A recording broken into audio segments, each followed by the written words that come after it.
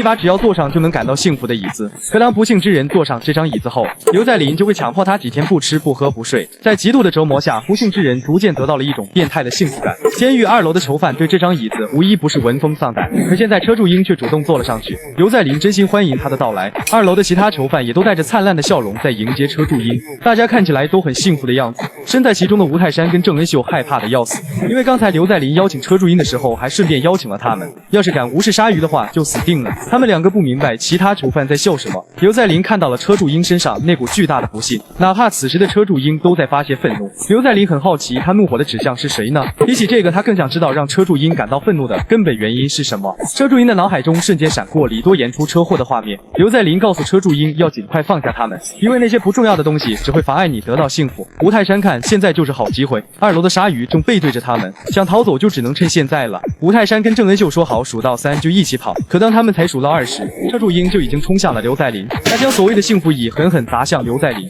多亏了刘在林的那一大堆屁话，现在车柱英已经怒火中烧了，他再次开启了超新状态。刘在林从小就是儿童抑郁症患者，他的状况随着时间的推移变得愈发严重。医生告诉刘在林父母一个方法，那是一种利用心理作用的治疗方法，要让刘在林相信只要坐在特定的椅子上就能感到幸福。这种方法对年纪越小的孩子越有效。不久后，刘在林就得到了自己的幸福椅。此时进入愤怒超新状态的车柱英只感到十分反胃，因为他的脑海中充满了车江龙的脸。被砸的刘在林让在场的其他囚犯先出去吧。虽然车柱英砸烂了幸福椅，但这对刘在林来说也没关系，因为他明白椅子只是个象征，重做一把就好了。车柱英没想到他会这么淡定。刘在林平静表示自己不会因为这种小事产生负面情绪。他问车柱英要不要试着跟激发自己愤怒的那个人对话呢？例如无法说出口或是没来得及告诉他的话。车柱英沉声让刘在林闭嘴。见此，刘在林明白了，难道那个人已经不在世上了吗？就算这样也没关系，刘在林还有其他方法。微笑是幸福的象征，他让车柱英试着回想那个人开怀大笑的样子，回想你们一起看电影，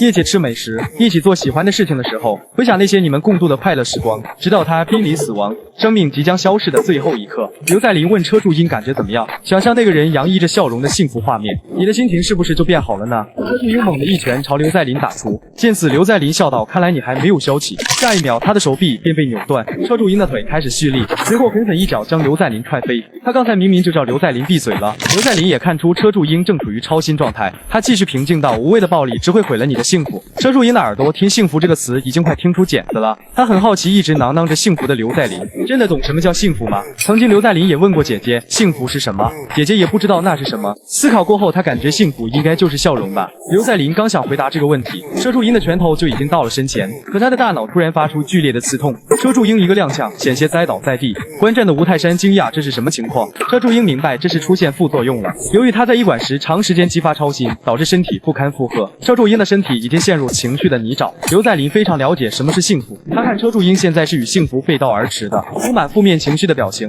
刘在林希望车柱英能谅解，为了让他重新绽放笑容，刘在林只能用这种方法。可这时车柱英却猝不及防举起椅子碎片攻击，刘在林的脸上瞬间出现一道伤口。车柱英疑惑，你这是什么表情？你不是喜欢笑吗？怎么不笑了？韩秀雅也在这时前来观战，她也知道车柱英应该是因为过度使用超新引起副作用了，连基本风险都没考虑清楚就想对抗鲨鱼。如此，韩秀雅认为车江龙的儿子终究只是个小毛头。抚摸着脸上的伤口，刘在林喃喃道，我果然很讨厌打架，但是为了达到目标我别无选择。刘在林认为天龙也是个与幸福背道而驰的集团，集团里犯罪猖獗，充满了不幸的人，所以刘在林要让他们都变得幸福，这就是他加入天龙的目的。车柱英因为超新副作用落入下风，他明白刘在林说到底也只是个罪犯，但是刘在林病态地认为幸福的方法没有善恶之分。车柱英被打到墙角没了动静，在刘在林眼中只有幸福与不幸这两种区别。这时的车柱英却已经不见了踪影，下一秒他便举着木刺出现在刘在林身后。车柱英质问刘在林，你进少年监狱难道也是为了所谓的幸福吗？刘在林在学校时总会因为阴沉不被其他同学喜欢，他很疑惑，不幸的人就不能交朋友吗？姐姐温柔告诉他，如果面带微笑展现出开朗的样子，那么看见你的朋友也会跟着感到幸福，这么一来你自然也会变得幸福，因为幸福就像感冒是一样会传染的。对刘在林来说，少年监狱是最理想的地方，因为这里充满了不幸的人们，他要利用这里的囚犯来探索出能让人类幸福的方法。韩秀雅没想到刘在林竟然因为这种荒唐的理由一路爬上了2馆鲨鱼的位置，他被标记为潜力十足的种子，未来也许能在天龙大有可为。并且令韩秀雅意外的是，他现在都还没有使用那个。车柱英不关心刘在林要用囚犯做什么，他已经猜到刘在林真正的目的另有其他。2人的拳头互相打在对方身上，状态不好的车柱英似乎陷入了劣势。刘在林打算来结束这一切了，可他却突突然踩到了地上椅子的残骸，这是车柱英故意引导的结果。他明白刘在林之所以要让别人幸福，根本不是因为什么博爱或牺牲精神，只是为了他自己而已罢了。实际上，刘在林的姐姐先天性抑郁症比他还要严重，姐姐只不过从没在弟弟面前表现出不舒服的样子，可她的病情愈发严重到控制不了自己了。那时刘在林按照姐姐说的，对别人微笑，交到了朋友。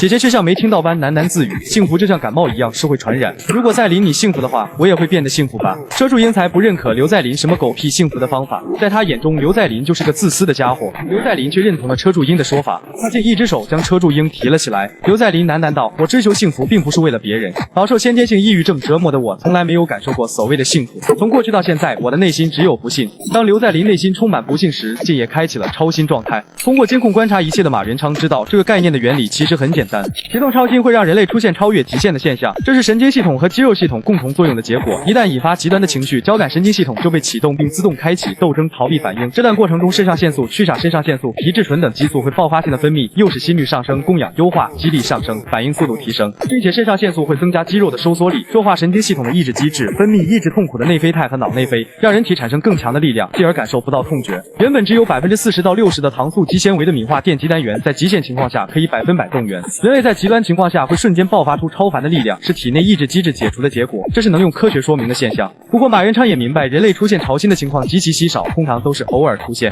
而能依据个人意志唤起超心加以运用的人，就是成为鲨鱼的第一条件。2楼的鲨鱼刘在林是典型的不幸之人，马元昌把他定义为栖息在寒冷漆黑深海中的格陵兰鲨。他平静又悠闲的动作和空如死寂的眼神，使得他平时看似对所有猎物都没兴趣，但当他发现猎物的那一刻，便会发生180度转变，对海洋中大多数生物进行屠戮。在学术界，格陵兰鲨被誉为北大西洋生态界的食物链顶端。刘在林认为，身为天龙2把手儿子的车柱英，不会明白充满不幸的人生有多么可怕。刘在林比任何人都渴望拥有幸福。车柱英因为副作用暂时还用不了超心，他必须要找出其他方法。开启超心状态的刘在林实力有了质的飞跃，不幸的他在那天明白了不幸存在的理由以及变幸福的方法。那天老师留下的作业是要画世上最幸福的模样，这对刘在林来说是一个难题。他突然开始思考姐姐真心笑的样子究竟是怎样的呢？不久后，刘在林想让姐姐看看自己的画，露出笑容，可他却发现姐姐的手像冰块一样冰冷，地上散落了一大堆药品。刘在林一辈子都忘不了那一刻，坐在幸福椅上逐渐变得冰冷的姐姐，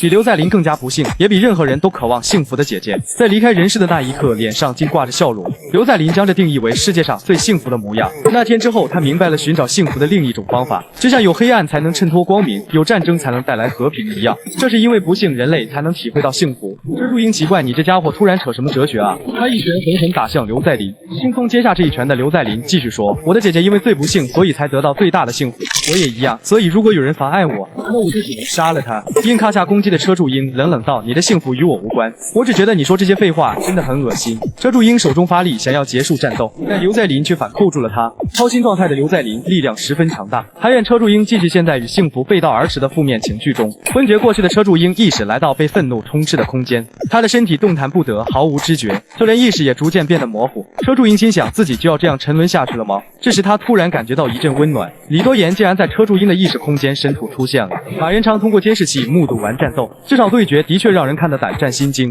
但却一点研究价值都没有。马元昌本期待会出现带来突破性框架的惊人场面，车柱英的表现令他相当失望。马元昌开始怀疑那家伙也许根本就称不上什么鲨鱼。车柱英在意识深处再次遇到了李多言，李多言就像许久不见的朋友，问他最近过得还好吗？车柱英鼻尖突然一酸，随即微笑着说，我过得很好。可李多言却突然变脸，就问他凭什么过得好？我一个人在寒冷又阴暗的地下瑟瑟发抖，你凭什么能让自己过得那么好？我会死明明都是你这个混蛋害的。李多言的身体逐渐开始扭曲变形，最后变成了车江龙那张恐怖的脸。他对着车柱英说，我杀了那孩子都是为了你好啊。车柱英恨不得现在就杀了他，可车柱英的身体却猛地向下沉。车江龙再次说出过去说的话，如果想杀死我这个父亲，那就掌控这所少年监狱吧。正准备下班的马元昌突然被一道声音叫住，他难以置信，车柱英竟然重新站起来了。刘在林不理解车柱英在干什么，按理来说超心带来的风险和打斗累积的伤害应该让车柱英耗尽了足以支撑身体的力量才对。刘在林很好奇是什么原因让你站起来的，他再次死死抓住了车柱英，可令他意外的是，本该不堪重负的车柱英竟然撑了下来。下一秒，刘在林的下巴便遭到重击，车柱英还有事情要做，所以绝不能在这里倒下。他再次进入了愤怒的超心状态。刘在林完全没反应过过来，腰部就又挨了一击，强大的力道令他整个身体旋转着倒飞出去。这种现象，马元昌从未在任何一篇论文或报告中看过。身体被咬碎、奄奄一息的鲨鱼，竟然重新开始了狩猎，这简直违反自然生态系统。马元昌很期待车柱鹰究竟能做到什么程度。刘在林也同样不能就在这里倒下，他在找到真正的幸福前不能停下来。刘在林再次进入了不幸的超新状态。